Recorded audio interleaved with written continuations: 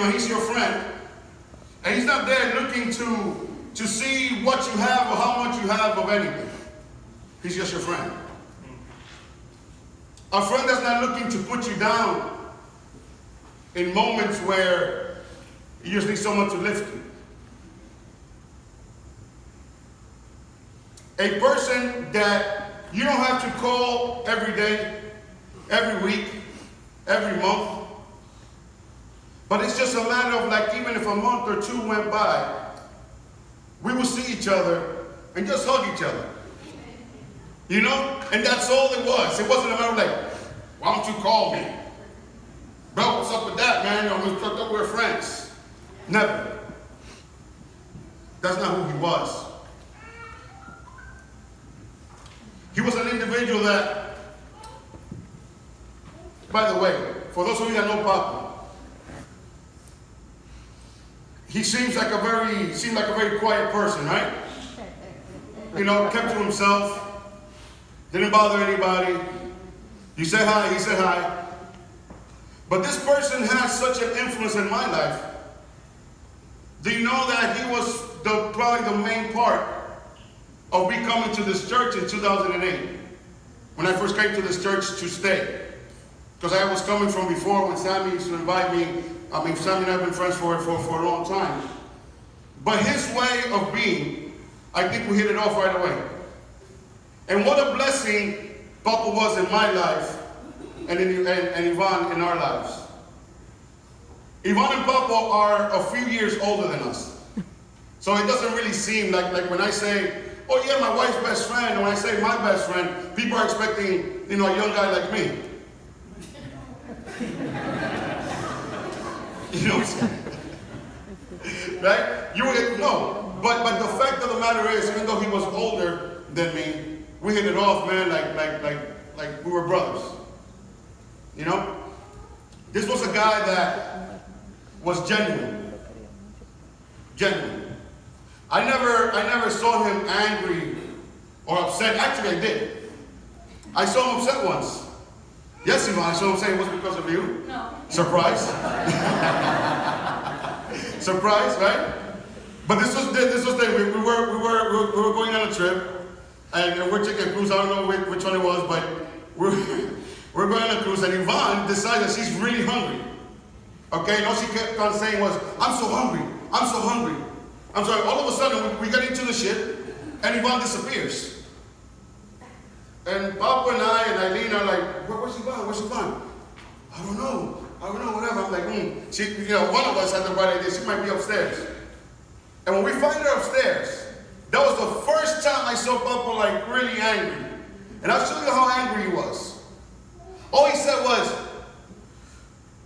"Why did you leave us?" And of course Ivan says, "Hi honey, I was hungry." He was like, and that was the end. So this man was a great guy to hang out with, you know, hang around with, easygoing. That was my, you know, I was telling someone about those things that him and I had in common, all those things that we have in common. And she said a word to me, one of my co-workers. She said, "You know what? He was your soul friend." I never heard that phrase before. A soul friend. We've all heard of soulmates, right? Yeah. But he was my soul friend. You know, a guy that never judged, that never did anything. You know, he was just an original individual that you know what? We're going to go somewhere, we're going to go ahead and do it. We're not, there are no premeditated reasons as to why he's your friend, or he's not thinking about, what am I going to get out of this guy? He wasn't thinking about none of that. You know? Where do you find that? Cervantes said that friends are like melons. You have to knock 100 down before you find a good one. I don't know how many of you guys have found it, but I found one.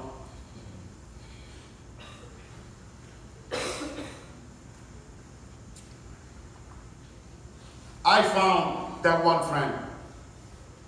What am I going to do now? God knows. He was my buffer when we were when we go anywhere, and of course, Miss Yvonne, as we all know, and Eileen, they get electric and they want to be going all over the place and walking all over the place and want to go here and it's like Energizer bunnies. We're like, go ahead, just go. Go. We left them, we've left them on cruises, on islands. I remember even in London, they wanted, all of a sudden, Miss Yvonne wanted to go and see something that was kind of insignificant for us too. But Eileen and her went, and we said, okay, go ahead, we'll see you at the hotel. And him and I walked, and we had a great time without the ladies. What do I do now without my friend?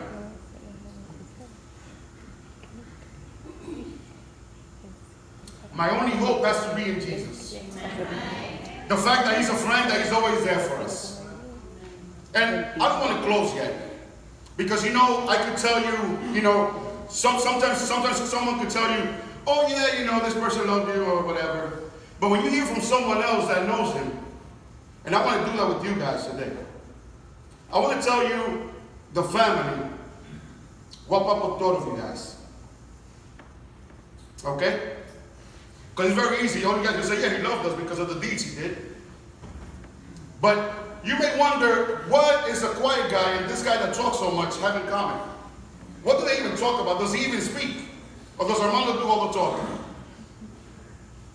But you know what I learned from just watching Papo? Is how to be proud of my family.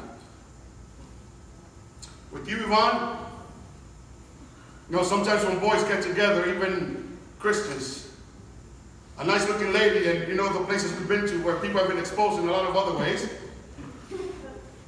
some of us men, or some men, tend to kind of have a little twitch in their neck, and it just goes like that, and look at a woman or whatever. You know that Papo never ever looked at another woman when we were together? He loved you so much, and he was so proud of you. Everything he said, everything was Yvonne and his kids and his family. We would spend hours just talking about that. And you know that. Joviel, my brother, your father, bro, he loved you, man. You know that even in your rough times, he never criticized you, man. He never told me like, oh, this kid is this. Never. All he would do, which is a lesson to me, is to highlight all the good things you were doing. He would always tell me, oh no, he's doing really good, man. He's doing this and this and that. All I had to tell him is, hey, how's the family? And he'll go down the road. Okay? He was always proud of you, bro. He never stepped on you or treated you less than anything else, bro. You know what I'm saying? He was always real. He was always, oh no, he's doing this. I could probably even tell you how many girlfriends you've had in the last few years. Okay? It seemed like every time I saw him, I was like, hey, how's your, oh, he's got his girlfriend in New York, or he's got one in Long Island, or he's got one here, over there. And I know it wasn't the same girl. Jamil, my brother, you and I hardly get to talk, but he was proud of you, man. That was his oldest boy. I could probably tell you how many jobs you've had. And I could probably tell you how good you've been doing in them. And how he advised you on, well, if this is going this way, maybe you should go to the other one because this seems better. And he would always talk about that and say, oh man, he's doing really good. They have this system. He was able to tell me about the systems that you have without you even telling me. So I know all your lives through him. Okay, he was very proud of you. No, man, he's doing this. He's for his wife and his kids. And, he's doing really good, man. He's doing really good.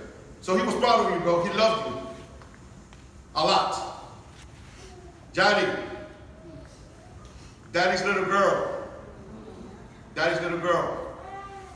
To tell you that he loved you is an understatement. But he was so proud of you. And you know something? Tito. His main objective was, I believe, to make sure that Johnny had a good man.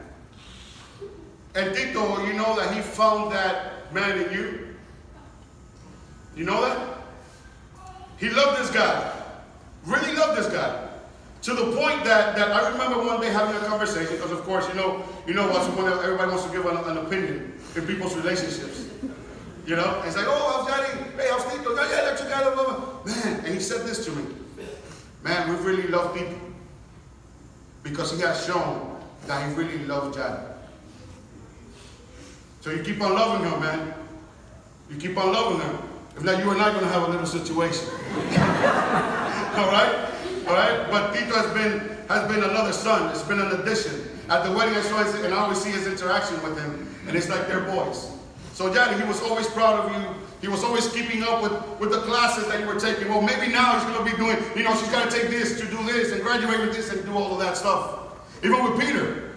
Peter, he always wanted you to expand and be big. And he's telling me how much he talks to you about it. He's like, you know what? I want Peter to grow, man. And we've offered him, hey, I'll invest in it. This was a man that loved his family. And because he loved his family, I know that he was a great man. He was proud of his family. He probably could have said negative things about Ivan, about you, like sometimes we do with our friends, right? We talk about all the bad things in our family, but this man, every single time, focused on you guys and the good things that you were doing and the good things that you guys had going in your life. That's the kind of friend I want to be. That's the kind of person I want to be. This man and I were cooked together.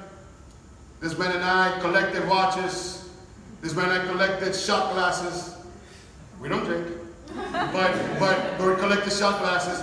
And we collected a bunch of things. I want him to start collecting guns because I'm a gun collector. I don't shoot anybody. But I'm a gun collector, but Ivan never allowed him to. Thank you, Ivan. You know, but that's the only thing I couldn't get him to do. But folks, I don't want to do this longer. I just want you guys to know, I want you, the family, to know that it was an honor and a privilege to be this man's friend. This man was one of a kind. You know, as it says, over here it says, I am the resurrection and the life. He that believeth in me, though he were dead, yet shall he live. And I tell you what, he'll always live in my heart. He'll always live in your hearts. How are we going to honor him in our lives? That is the question.